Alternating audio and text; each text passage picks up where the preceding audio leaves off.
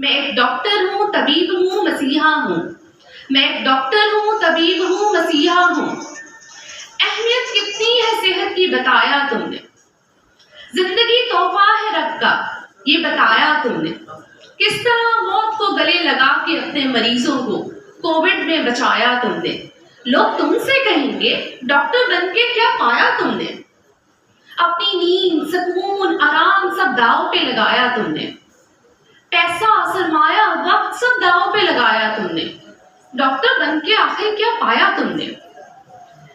सच कहूं तो जब कभी रोते को हंसाया तुमने, जब कभी किसी डूबते को बचाया तुमने, जब कभी किसी बच्चे को सहलाया तुमने, तो डॉक्टर बन के एक माँ की मोहब्बत को पाया तुमने।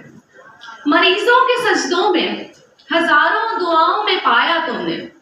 मरीजों के सजदों में हजारों दुआओं में खुद को पाया तुमने। अपने रब की कुर्बत को पाया तुमने। लोग तुमसे कहेंगे क्या पाया तुमने, तो कह देना कि मैंने अपने रब की कुर्बत को पाया तुमने। Thank you.